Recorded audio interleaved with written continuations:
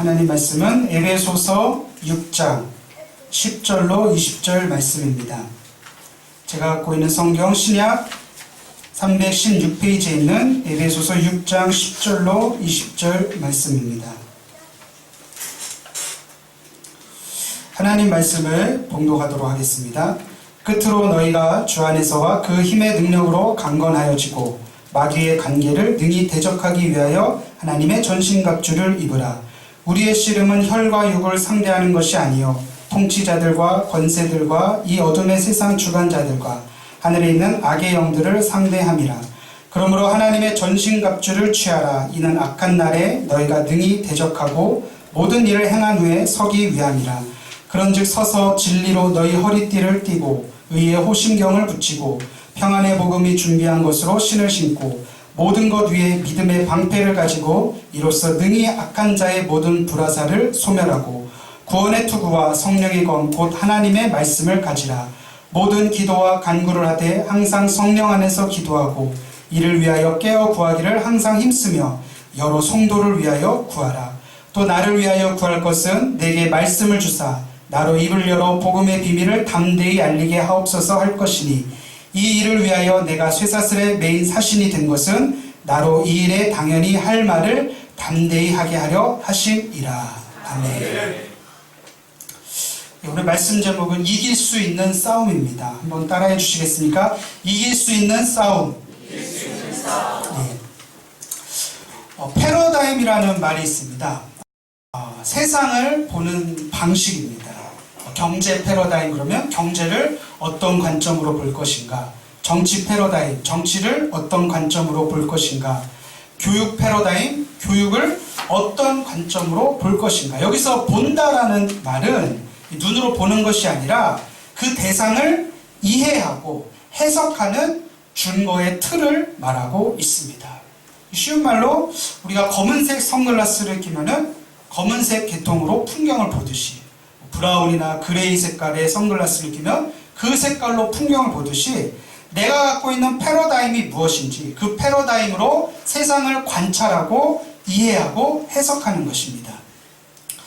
일찍이 천문학에서는 천동설이라고 하는 패러다임이 수세기를 지배했습니다. 프톨레마이오스라는 천문학자가 지구가 우주의 중심이다라는 패러다임으로 계속 우리는 그렇게 세상을 이해하고 해석해 왔었습니다. 그러나 잘 알듯이 코페르니쿠스에 의해서 지동설이라고 하는 패러다임의 전환을 가져왔습니다. 물리학에서는 뉴턴의 만유인력 법칙이 지금까지도 현대 공학의 기본이 되고 있지만 이 패러다임도 아인슈타인의 상대성 이론이라는 패러다임으로 보완되고 있습니다. 이처럼 패러다임의 전환은 우리가 그동안 미처 알지 못했던 미지의 세계를 보고 해석할 수 있는 사고의 틀을 제공해 줍니다. 오늘 우리가 함께 읽은 이 에베소서의 마지막 결론은 모든 그리스도인들이 결코 피할 수 없는 하나의 패러다임을 제공하고 있습니다. 그것은 영적 전쟁이라는 것이에요. 영적 싸움이라는 것이에요. 우리 본문 12절 말씀을 우리 화면을 보시면서 한 목소리로 함께 읽어보겠습니다. 시작. 우리의 씨름은 혈과 육을 상대하는 것이 아니요 통치자들과 권세들과 이 어둠의 세상 주관자들과 하늘에 있는 악의 영들을 상대함이라. 여기서 말하는 씨름이라는 단어는요, 우리가 알고 있는 운동이 아니라 격투, 전투, 싸움을 말하고 있습니다. 이 성경이 말하고자 하는 바가 무엇입니까? 우리 모든 믿는 자들, 그리스도인들은 영적 싸움의 한복판에 있다는 것이에요. 이 영적 전투의 현장에 저와 여러분들이 서 있다는 것입니다. 여러분, 우리가 눈에 보이는 이 현실 세계 너머에 영적인 세계가 분명히 존재한다는 것이에요. 그래서 오늘 본문을 읽을 때 다소 낯설고 매우 투쟁적인 용어로 가득하지만 이 영적 세계에서 벌어지는 치열한 싸움은 지금도 현재 진행 중이라는 사실을 우리는 잊어서는 안 됩니다. 그렇다면 우리는 이 영적 전쟁에서 어떻게 승리할 수 있을까요? 첫 번째로 우리가 대적의 상대를 알아야 합니다. 대적의 상대. 우리의 싸움의 대상, 주적이 누군지를 알아야 한다는 것이에요. 그 주적이 누구냐? 우리 본문 11절에 잘 나타나 있습니다. 우리 11절 다 같이 한 목소리로 읽어보겠습니다. 마귀의 관계를 능히 대적하기 위하여 하나님의 전신갑주를 입으라. 우리가 싸워야 될 영적 실체에 대해서 말하고 있어요. 그게 무엇입니까? 마귀라는 거예요. 마귀. 성경은 우리에게 분명히 마귀가 존재하고 있다라고 말하고 있습니다. 성경의 처음인 창세기에서부터 마지막인 요한계시록까지 언급되는 존재가 마귀입니다. 찬송가에도 있죠. 마귀들과 싸울지라 죄악벗은 형제여. 저희가 신학교 시절에 신학교끼리 모여서 체육대회를 하면 저마다 이 찬송을 불러요. 마귀들과. 누가 마귀인지 모르겠어요.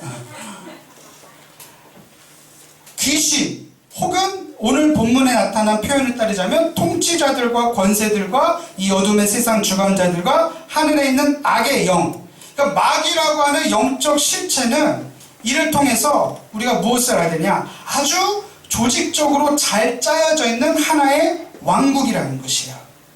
아주 일사불란하고 조직적으로 성도들을 공격하는 영적인 실체라는 것이에요. 여러분, 예수님의 12제자가 있는데 이 12제자 중에 누가 배신합니까? 가룟 유다죠.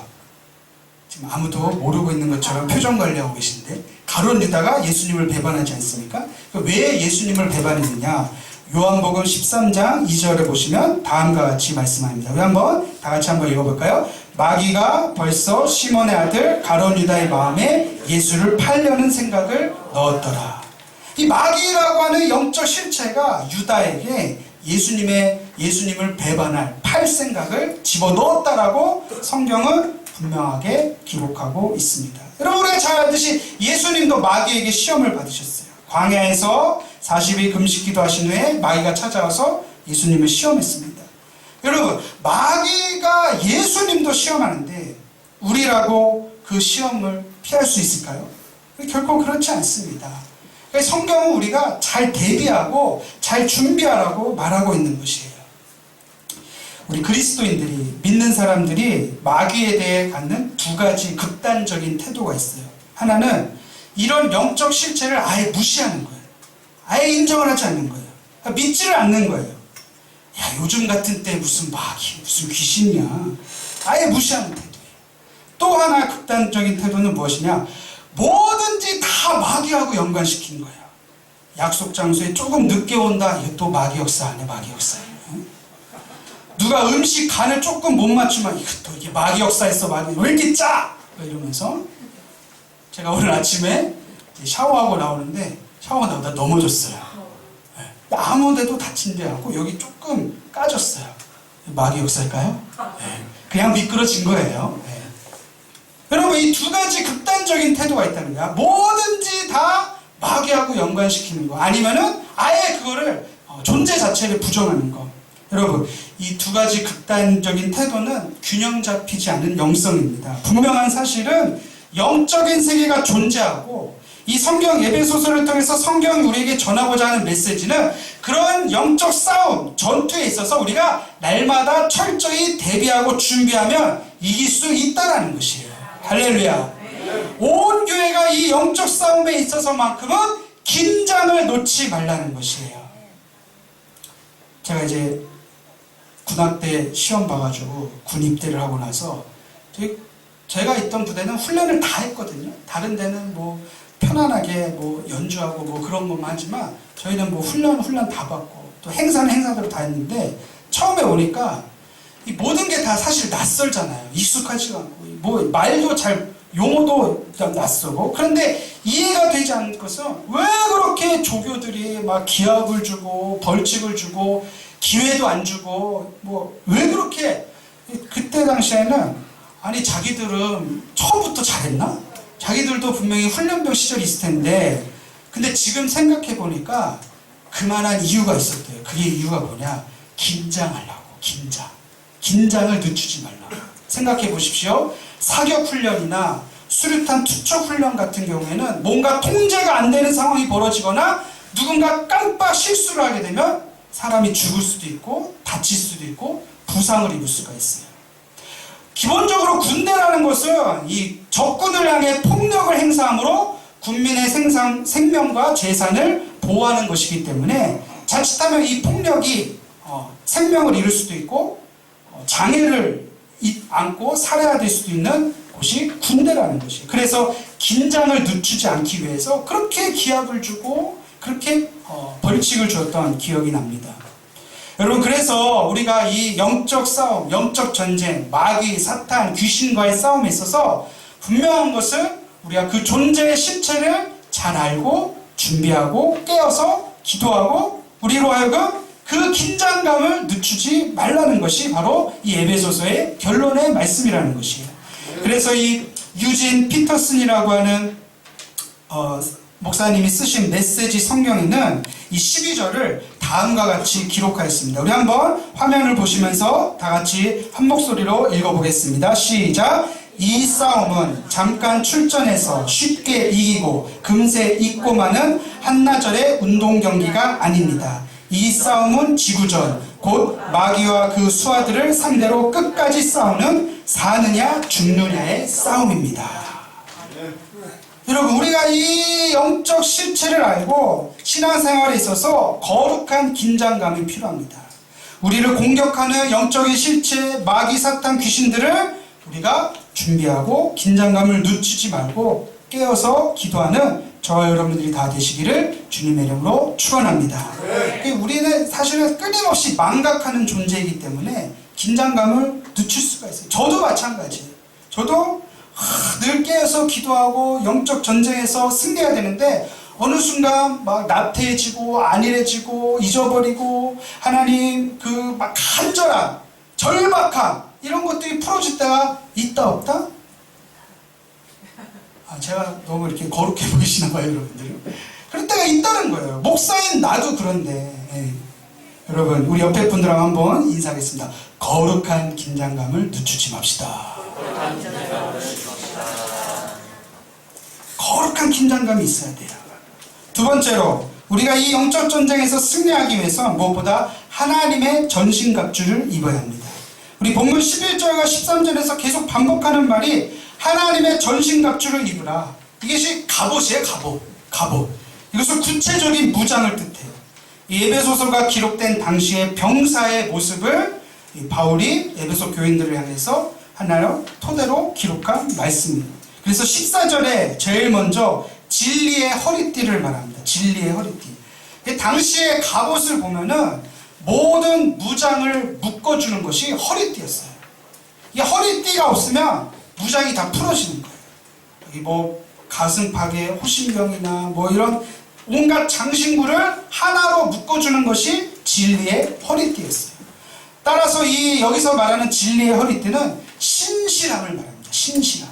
무장을 하되 그 모든 것을 신실하게 지켜내는 거예요. 신실한 삶의 태도가 없이는 우리는 또 잊어버리고 나태해질 수밖에 없다는 것이에요.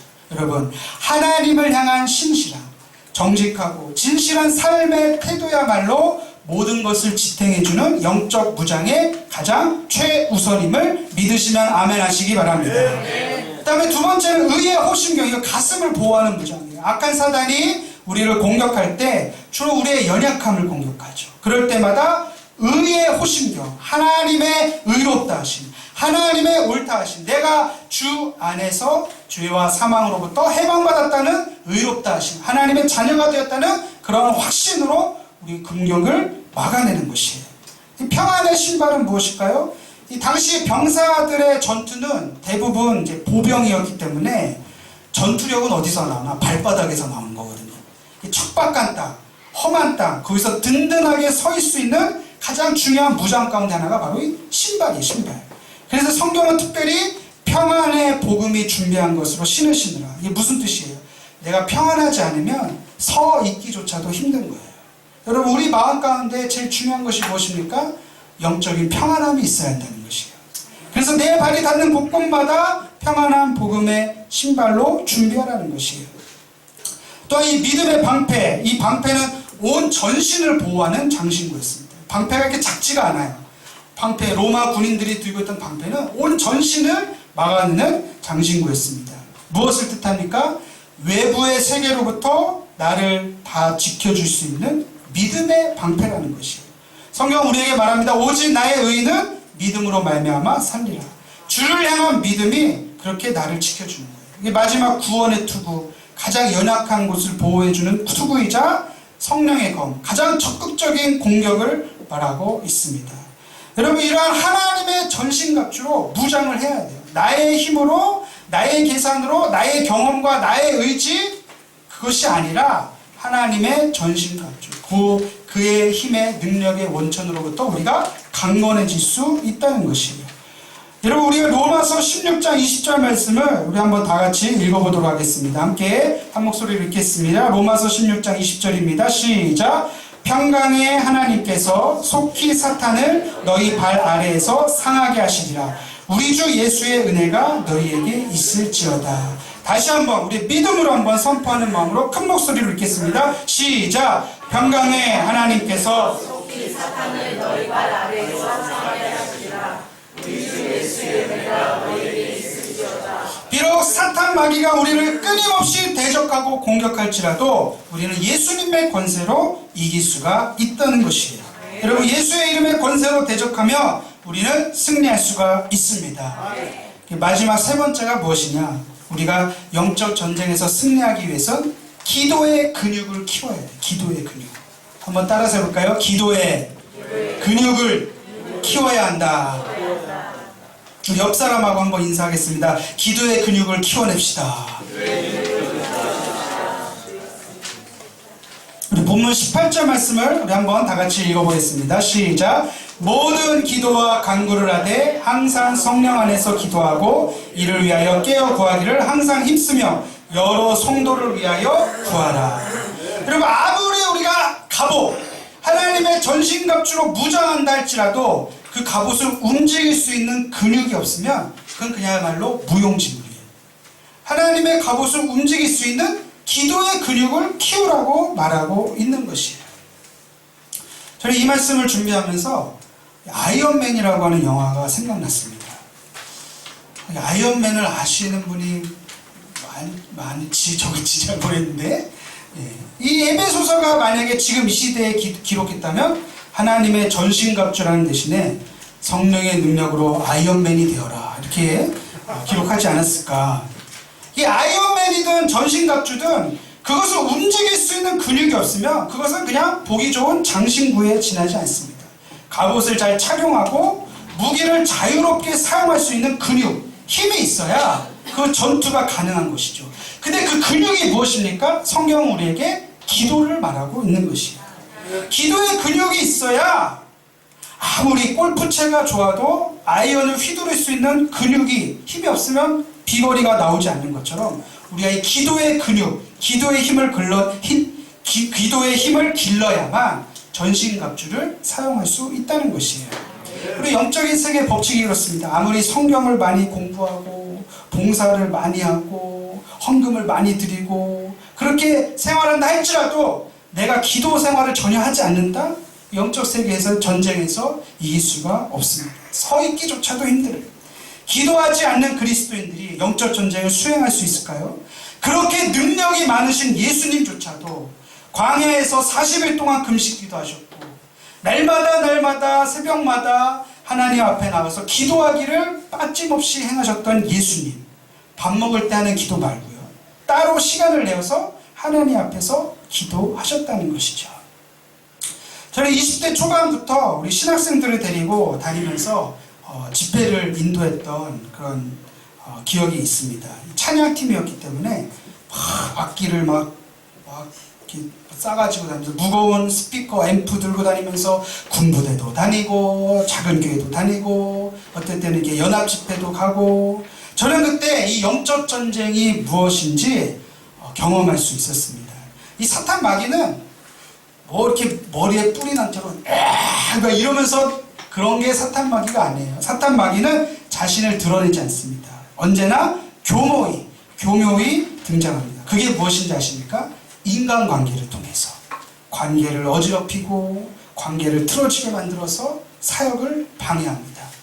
이 마귀를 헬라어로 디아볼로스라고 합니다. 디아는 영어로 between, 무엇 사이에, 영어로 말할 때 between, 무엇 사이, between you and me 그러면 너와 나 사이, 그 사이를 말하는 게 디아예요. 이 볼로스는 무슨 뜻입니까? 던지다라는 뜻이에요. 던지다. 그러니까 디아볼로스 그럼 무슨 뜻이에요?